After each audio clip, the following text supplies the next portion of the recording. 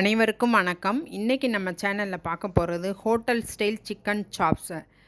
அது எப்படி செய்யலான்னு பார்க்கலாம். வாங்க இப்போ வீடியோக்குள்ளே போகலாம். அதுக்கு தேவையான பொருட்கள்: 1 ஸ்பூன் மிளகுத்தூள், 1 ஸ்பூன் சில்லி சாஸ், 10 புதினா அரைச்சி எடுத்து வச்சுருக்கோம், 1/2 கப்பு தயிர்,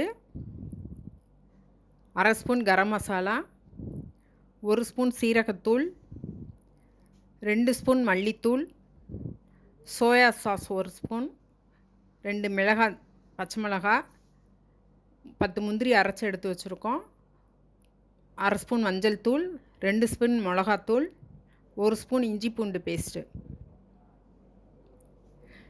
4 ஆனியன் கட் பண்ணி வச்சுருக்கோம், 2 தக்காளியை பேஸ்ட்டாக அரைச்சி வச்சுருக்கோம்,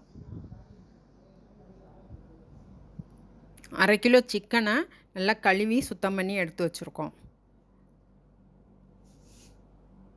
இதோட 1 ஸ்பூன் தேங்காய் எண்ணெய், தேவையான அளவு உப்பு.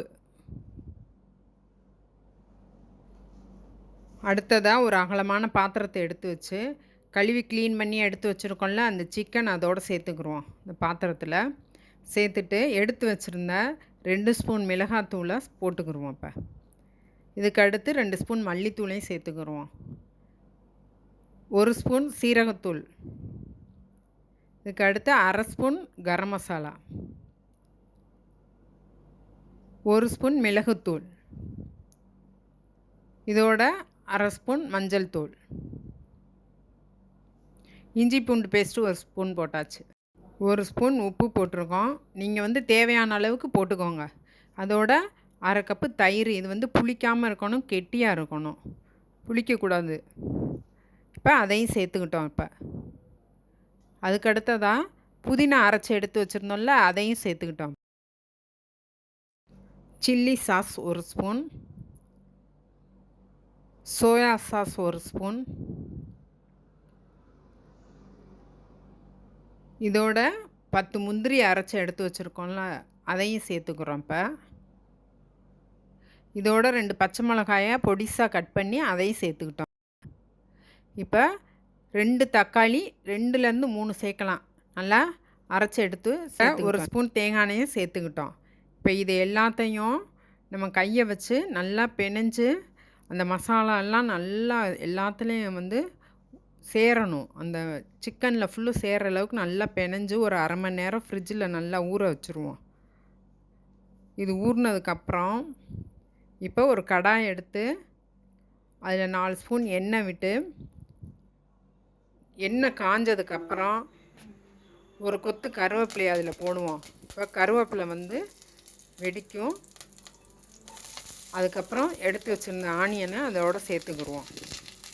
சேர்த்துட்டு நல்லா வதக்கி விடணும் இந்த எண்ணெயில். இது நல்ல கலர் சேஞ்ச் ஆகணும். இந்த வெங்காயம் இந்த அளவுக்கு சேஞ்ச் ஆனோடனே நம்ம ஊற வச்சுருந்தோம்ல சிக்கனை, அதை சேர்த்துக்கிட்டோம். இதோட சிக்கனை சேர்த்ததுக்கப்புறம் இதை நல்லா கிளறி விடணும். அந்த எண்ணெயும் அந்த சிக்கனும் நல்லா ஸ்ப்ரெட்டாகி ஒட்டிக்கிறணும் ரெண்டும். அந்தளவுக்கு நல்லா நம்ம அதை கிளறி விடணும். இது தண்ணி ஊற்றணுன்னு அவசியம் இல்லை, ஏன்னா சிக்கன்லேருந்து தண்ணி வரும். அதோடு நம்ம தயிரும் ஆட் பண்ணியிருக்கனால அந்த அளவுக்கு போதும் நம்மளுக்கு. இதை ஒரு மூடி போட்டு 1/2 மணி நேரம் லோ ஃப்ளேமில் வேக வச்சுருவோம். 1/2 மணி நேரம் கழித்து திறந்து பார்த்தா இந்த மாதிரி எண்ணெய் மிதக்கும். இந்த ஸ்டேஜில் இது நல்லா வெந்திருக்கும், நல்லாவும் இருக்கும். நம்மளோட hotel style chicken chops ready ஆயிடுச்சு.